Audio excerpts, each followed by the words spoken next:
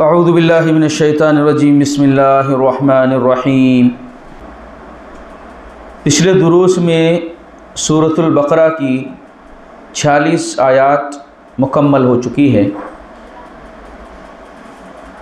और इन आयतों के हवाले से इस बात को पूरी तरीके से अल्लाह ताला ने बयान फरमा दिया कि कामयाबी और कामरानी अगर कोई इंसान इस दुनिया में रह कर के आखिरत की चाहता है तो फिर अल्लाह की तरफ से जो हिदायत आए उसको पैरवी कर लेनी चाहिए। पिछली आयतों में हज़रत आदम अलैहिस्सलाम की पैदाइश का तस्करा या उनके बनाए जाने का ज़िक्र, फरिश्तों के ऊपर उनको जो फजीलत अता की गई उसका तस्करा, और फिर इंसानों के लिए अल्लाह की तरफ से ये हिदायत की फ़इम्मा यातियन्नकुम मिन्नी हुदन, जब भी मेरे पास से तुम्हारी तरफ कोई हिदायत आए, फ़मन तबिअनी हुदाया, तो जिस शख्स ने उस हिदायत की पैरवी कर ली, फ़ला खौफ़ुन अलैहिम वला हुम यहज़नून, उनको कोई खौफ गम नहीं होगा।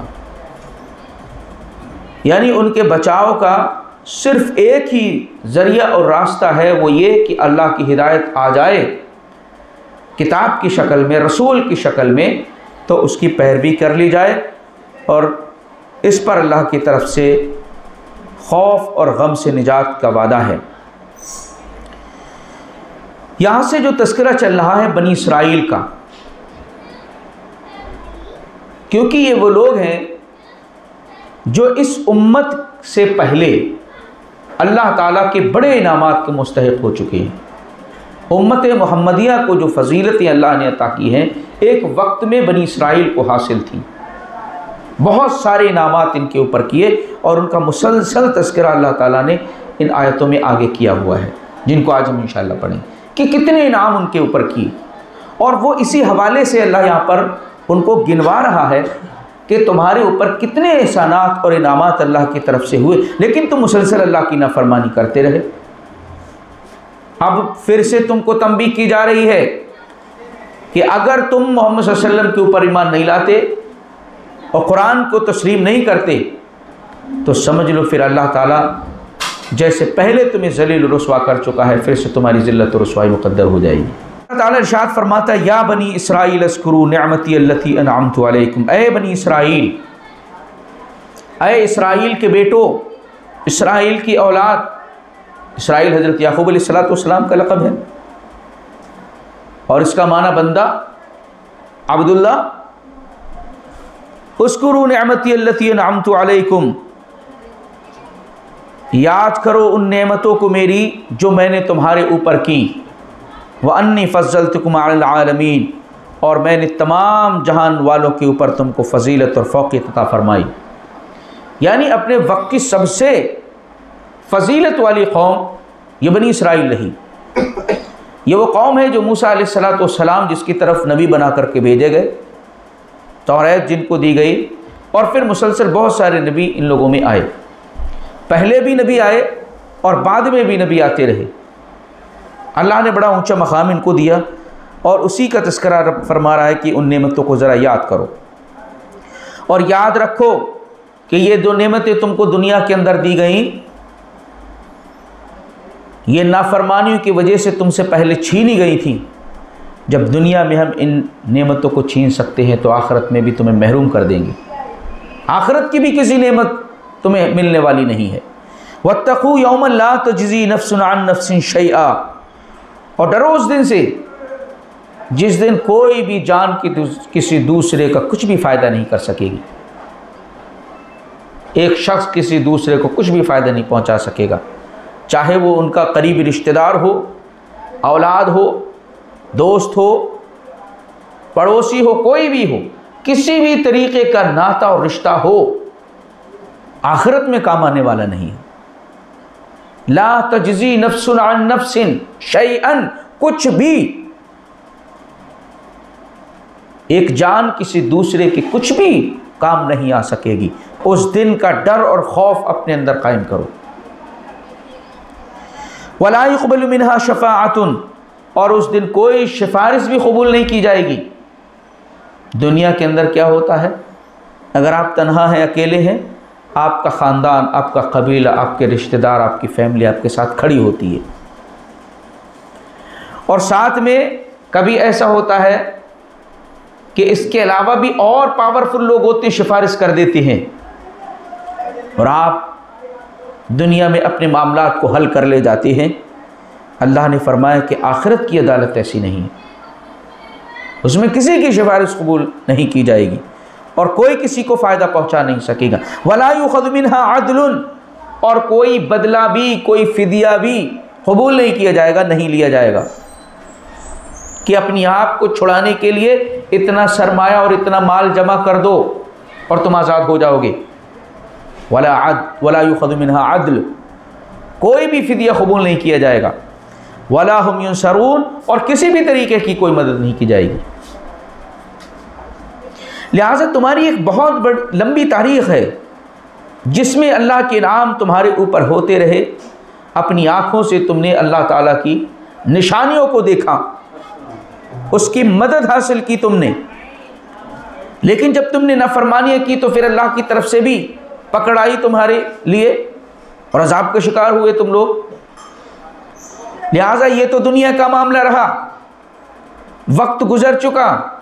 अगर तुम आखिरत की कामयाबी चाहते हो तो फिर मोहम्मद सल्लल्लाहु अलैहि वसल्लम के ऊपर ईमान लाओ, कुरान मजीद के ऊपर ईमान लाओ। इसी में तुम्हारी निजात है, इसी में तुम्हारी कामयाबी है।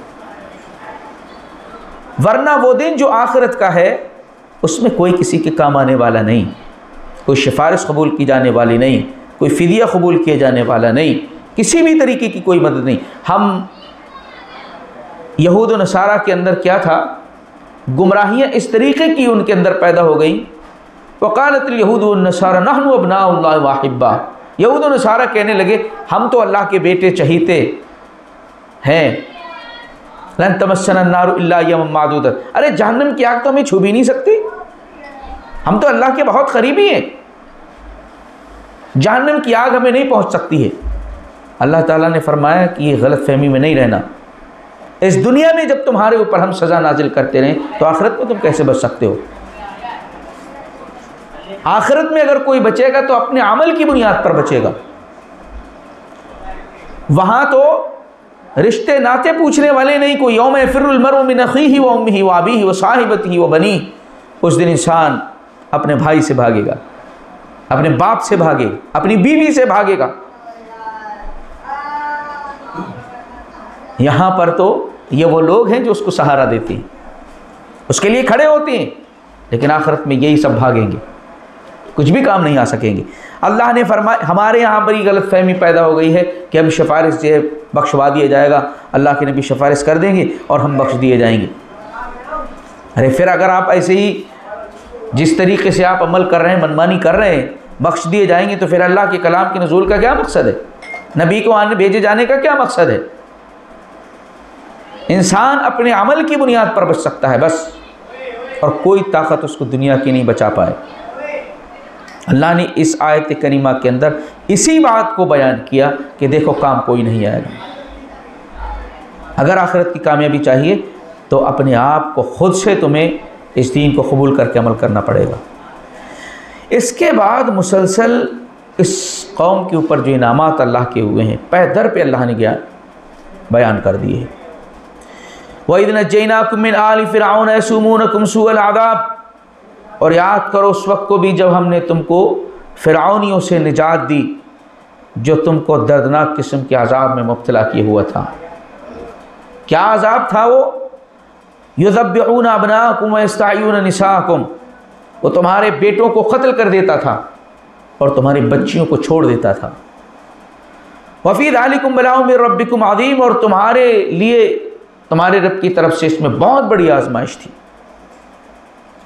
हुआ ये कि फ़िरऔन जो बादशाह वक्त था उसको नजूमियों और काहिनों ने यह बताया कि भाई फ़िरऔन एक बच्चा बनी इसराइल में पैदा होने वाला है जो तुम्हारी हुकूमत को तहस नहस कर देगा, ख़त्म कर देगा तुम्हारी हुकूमत को। बनी इसराइली ये अंबिया की औलाद है, हज़रत याकूब अलैहिस्सलाम की औलाद। फ़िरऔन क़िब्तियों का एक फ़र्द था जो बादशाह था मिस्र का, उसने बनी इसराइल को ग़ुलाम बना रखा, इनके ऊपर सख्तियाँ करता, इनसे हकीर और जलील काम करवाता और फिर जुल्म और ज़्यादती अलग से इन पर किया करता था। अल्लाह ताला ने फ़ैसला किया कि हम उस कौम पर अब इनाम करना चाहते हैं जिसको ज़मीन में कमज़ोर कर दिया गया है। फ़िरौन को भी इशारे लोगों ने दिए कि जिस बनी इसराइल पर तुम जुल्म कर रहे हो, इनके अंदर एक बच्चा पैदा होगा जो तुम्हारी हुकूमत के लिए ख़तरा होगा। तो उसने उस बच्चे की पैदाइश को रोकने के लिए ये तरीक़ा अपनाया कि जो भी बच्चा इनके यहाँ पर पैदा हो, उस बच्चे को पैदा होते ही कत्ल कर दिया जाए या दाइयों से कह करके उसको वहीं पर ख़त्म करा दिया जाए, बच्चियों के सिर बचाया जाए। अब मामला क्या होता है, हुक्म नाफिज कर दिया गया। बनी इसराइल जिस तरीके से पहले जुल्म सितम को बर्दाश्त कर रहे थे, इस हादसे के बाद, इस वाक़े के बाद और ज़्यादा उनके ऊपर जुल्म किया जाने लगा। अब फ़िरौन ने देखा कि अगर हम मुसलसल इसी तरीके से इनके बच्चों को कत्ल करते रहे तो हमारे काम कौन करेगा, हमारे काम कौन करेगा? भाई काम भी हमें इन्हीं से ही लेना है, और जब इनसे काम लेंगे तो इनकी नस्ल को बाकी रखना पड़ेगा, और ऐसे तो इनकी नस्ल ही ख़त्म हो जाएगी। तो उसने क्या किया, 1 साल बच्चों को कत्ल कराना शुरू किया और 1 साल बच्चों को कत्ल नहीं कराया। अरे भाई, अगर वो बच्चा पैदा होना होता तो उस साल भी पैदा हो सकता था जिस साल तुम कत्ल नहीं करते हो, उस साल पैदा ना हो जिस साल कत्ल करते हो। हज़रत मूसा अलैहिस्सलाम अगर अल्लाह ताला चाहता तो उस साल पैदा कर देता जिस साल वो बच्चों को कत्ल नहीं करता था, लेकिन उसी साल अल्लाह ने पैदा किए जिस साल वो बच्चों को कत्ल करता था।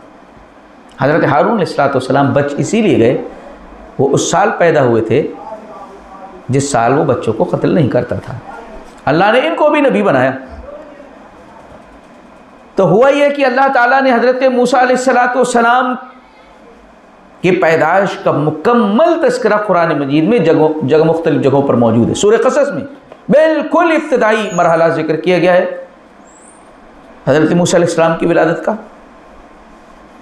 व अवहयना इला उम्मि मूसा अन अर्जिईहि फ़इज़ा ख़िफ़्ति अलैहि फ़अल्क़ीहि फ़िल यम वला तख़ाफ़ी वला तहज़नी इन्ना राद्दूहु इलैकि व जाइलूहु मिनल मुरसलीन।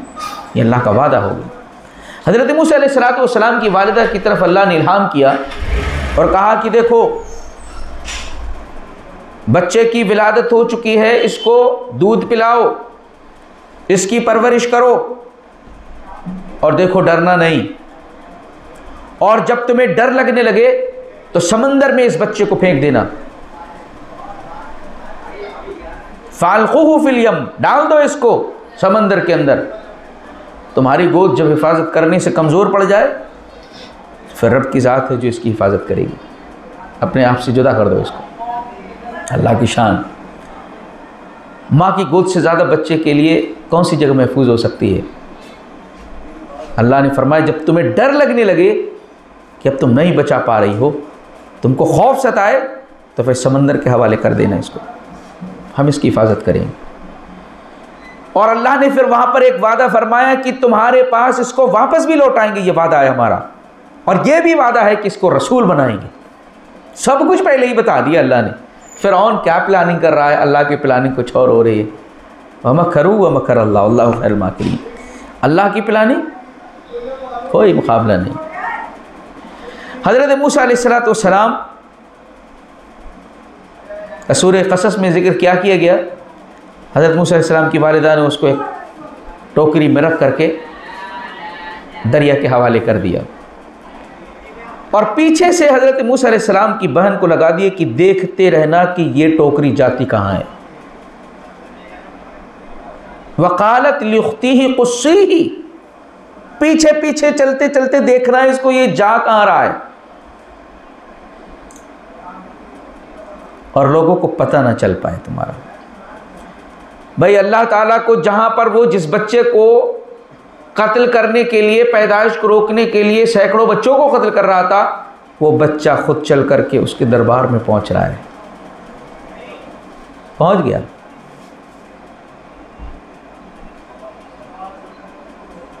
और बच्चे को देख करके फ़िरौन की बीवी ने कहा, अरे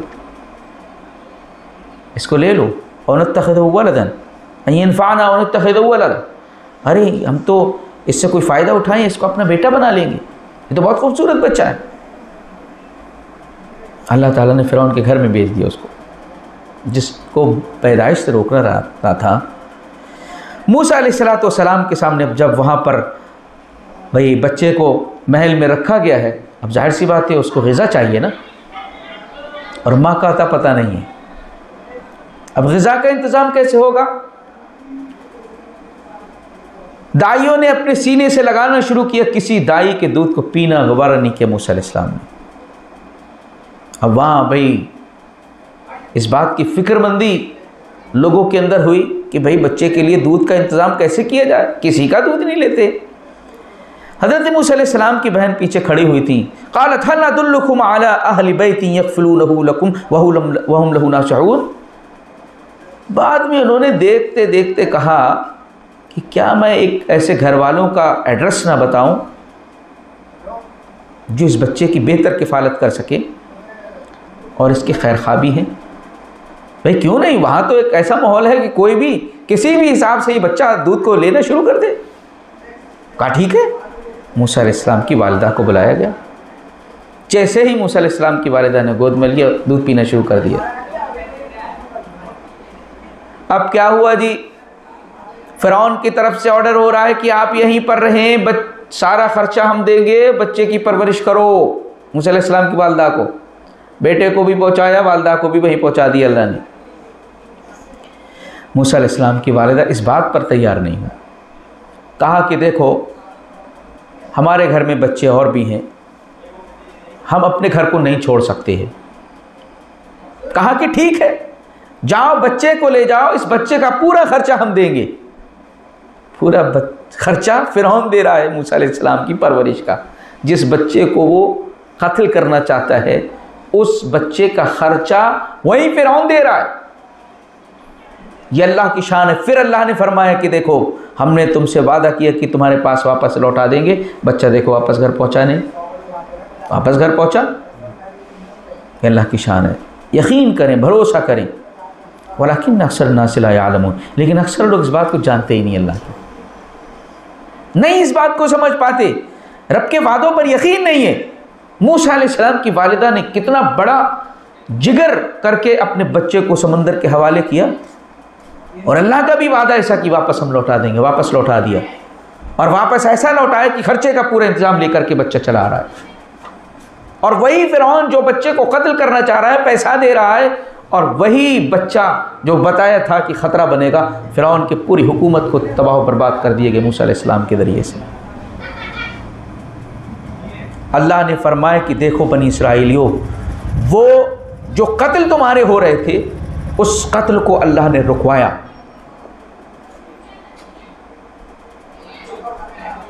उन्होंने 1 साल रोकना शुरू किया, दूसरी साल बच्चों को कत्ल कराया। मूसा अलैहिस्सलाम की पैदाइश के बाद हालात ही तब्दील होना शुरू हो गए। अल्लाह ने फरमाया इसमें बहुत बड़ी आजमाइश थी तुम्हारी, यकीनन इसमें बहुत बड़ी आजमाइश थी अल्लाह की तरफ से, और तुमने रब की खातिर इसको बर्दाश्त किया, तो फिर अल्लाह की तरफ से इनामात तुम्हारे ऊपर हुए। अल्लाह ने फरमाया कि वही फ़रक़ना बिकुमुल बहर, ऐ बनी इसराइलो याद करो अल्लाह की उस नेमत को भी कि जबकि हमने तुम्हारे लिए समंदर को के अंदर रास्ते बना दिए, फाड़ दिया हमने समंदर को। फ़ान जैनाकुम, और तुमको निजात दी। वाग़रक़ना अला फ़िरऔन व अंतुम तंज़ुरून, और पूरी फ़िरऔन की कौम को तुम्हारी आंखों के सामने गर्क कर दिया। ये किसने किया? हमने किया। हज़रत मूसा अलैहिस्सलाम अपनी कौम को लेकर के, अल्लाह का हुक्म है कि लेकर के निकल जाओ मूसा, मिस्र से निकल जाओ बनी इसराइलियों को लेकर के। जैसे ही फ़िरौन को मालूम हुआ, पीछे से उसने फ़ौज तैयार की और कहा कि बनी इसराइलियों का पीछा करो और इनको ख़त्म करो। हज़रत मूसा अलैहिस्सलाम अपनी कौम को लेकर के जा रहे हैं, चलते चलते नतीजा ये हुआ कि आगे समंदर है, पीछे देखा फिरौन और उसकी फौज आ रही है, लश्कर आ रहा है। बनी इसराइलियों ने कहा कि मूसा, आगे गए तो भी मारे गए, पीछे गए तो भी मारे गए, आगे समंदर में डूब करके मरेंगे और पीछे जाएंगे तो फिरौन की तलवारें हमें नहीं छोड़ेंगी। मूसा अलैहिस्सलाम ने कहा कल्ला इन्न माई रब्बी सहदी, घबराओ नहीं, मेरा रब मेरे साथ है। मेरे रब ने क्या मेरी मदद नहीं की है और क्या मेरे ऊपर इनाम नहीं किए। हज़रत मूसा अलैहिस्सलाम को अल्लाह ताला ने हुक्म दिया, वावहैना इला मूसा अनिद्रिब बिअसाकल बहर, मूसा अपनी इस लाठी को मारो समंदर के ऊपर। 12 रास्ते अल्लाह ने बना दिए। हज़रत मूसा अलैहिस्सलाम की कौम बनी इसराइल समंदर के अंदर पानी का तौदुल अज़ीम पहाड़ों की तरीके से खड़ा हो गया और उसके अंदर रास्ता अल्लाह ने बना दिया। फिरौन देख रहा है पीछे से मूसा अलैहिस्सलाम और उनकी कौम जो है उस समंदर में उस रास्ते के हवाले से गुजरती चली जा रही है। समंदरों में रास्ते देखे हैं, सोचा है कभी? कहा ये सब बनी इसराइलियों हमने तुम्हारे लिए किया। तुम निकल गए और जैसे ही तुम पार हो गए, फिरौनी जैसे ही बीच में आए और उन्होंने भी देखा कि हम भी पार हो जाएंगे और निकल जाएंगे, जैसा बनी इसराइल निकल गए, अल्लाह ने फरमाया कि हमने दोनों पानी को मिला दिया और वो सब के सब गर्क हो गए। तुम अपनी आंखों से देख रहे थे ये गर्क हो रहे हैं। ये अल्लाह ने तुम्हारे ऊपर इनाम किया। कितना बड़ा एहसान तुम्हारे ऊपर किया कि उस जालिम से तुम्हें निजात दी, तुम्हारे बच्चों को जो कत्ल करता था उससे मुसीबत से तुम्हें निजात दी और तुम्हारे सामने उसको गर्क कर दिया गया। और फिर आओ याद करो अल्लाह के उस नाम को, वइदवादना मूसा 40 लैलतन सुम्मा तखज़्तुमुल इज्ला मिन बादी व अंतुम ज़ालिमून। देखो तुमने किया क्या। जब समंदर को पार करके निकल गए, अल्लाह ताला ने मूसा अलैहिस्सलाम को बुलाया 40 दिन के लिए कि मूसा आओ, कोहे तूर पर आओ, तौरात लेकर के जाओ। 70 आदमियों का इंतखाब करके मूसा अलैहिस्सलाम वहाँ पर पहुँचे हैं। हज़रत मूसा अलैहिस्सलाम कोहे तूर पर पहुँचे, उधर पीछे से सामरी जो था उसने बछड़े को माबूद बना दिया। कैसे बनाया? जो सोने जेवरात वो लेकर के आए थे वो सब के सब उसने एक जगह डाले और उसमें आग लगा करके तपाया। और जिब्रील सलाम का घोड़ा किसी वक्त वहाँ से गुजरा, उसके टापू की मिट्टी उठा करके उसमें डाल दी उसने। फ़क़बज़्तु क़ब्ज़तम मिन असर रसूली फ़नबज़्तुहा वकज़ालिक सव्वलत ली नफ़्सी। फिर उसने जो है उसका पुतला बना दिया, एक बछड़े की शक्ल बना दी और फिर उसमें फूंक मारता तो उससे आवाज़ निकलती थी। और कहा सामरी ने कि मूसा तो कहाँ गए हैं? फ़नसिया मूसा, अरे मूसा भूल गए, यो उनका इलाह मूसा का इलाह और हमारा इलाह तो यही है। कितनी बड़ी करामत थी। उसके अंदर से क्या है, आवाज़ आ रही थी। खुवार कुरान कहता है फूंक मारने पर उसमें से आवाज़ आती थी। और उसने भी जिब्रील के घोड़े की टाप का वहाँ से उसने मिट्टी उठाई, उसके अंदर वो डाला और इस तरीके से वो अपनी कौम के बहुत बड़ी तादाद को गुमराह करने में कामयाब हो गया। बछड़े की पूजा शुरू कर दिया। मूसा अलैहिस्सलाम वहाँ कोहे तूर पर हैं, गए हुए तौरात अल्लाह से गुफ्तगू कर रहे हैं तौरात लेने के लिए। 70 लोग भी वहाँ पर मौजूद हैं, लेकिन यहाँ इसने बुत परस्ती में मुब्तला कर दिया, बछड़े की पूजा में इनको लगा दिया। अल्लाह ने फरमाया कि तुम्हारे ऊपर कितने हमने इनाम किया। मूसा अलैहिस्सलाम से 40 रातों का हमने वादा किया तो तुमने उनके बाद बछड़े को माबूद बना लिया। मतलब अल्लाह की ये इनामात तुम्हें कोई भी याद नहीं रहे। फिरौन से कैसे तुम्हें निजात दिया, समंदर से कैसे पार लगाया, लेकिन उस बछड़े में आवाज़ क्या आने लगी, तुमने माबूद बना लिया। आदमी यही तो कर रहा है, अल्लाह के इनामात को भूल करके न जाने कहाँ कहाँ की खाक छान रहा है। और उस बाबा का किस्सा, उस बाबा की करामत, उसका झूठी जो है अफसाने सुना करके उस पर ईमान ला करके वहाँ के चक्कर लगाता है, लेकिन अल्लाह के इनामात उसको कभी याद नहीं आती। यही मूसा अलैहिस्सलाम की कौम इतने इनामात देखने के बावजूद उस बुत परस्ती के अंदर मुब्तला हो गई। आप मुझे बताएं, क्या वो मुसलमान नहीं थे? मुसलमान थे अपने वक्त के, लेकिन फिर भी वो शिर्क के अंदर मुब्तला हुए नहीं हुए। आज हम कहते हैं कि मुसलमान है, हम शिर्क कर ही नहीं सकते, कलमा पढ़ लिया बात खत्म हो गई। अरे वो बनी इसराइल जो मूसा अलैहिस्सलाम पर ईमान लाई हुई कौम थी, मुसलमान थी, वो बछड़े की पूजा फौरन उसने शुरू कर दिया। उसमें भी उनको करामत नजर आई। हमें जहां करामत नजर आती है वहां अल्लाह को छोड़ करके हम सजदे करने लगते हैं। तो कहा कि तुमने बछड़े की इबादत शुरू कर दी, तुम जालिम थे उस वक्त। अल्लाह ने फरमाया कितना बड़ा जुर्म था तुम्हारा ये, लेकिन फिर उसने क्या किया, सुम्मा अफ़ौना अन्कुम, तुम्हें माफ़ कर दिया।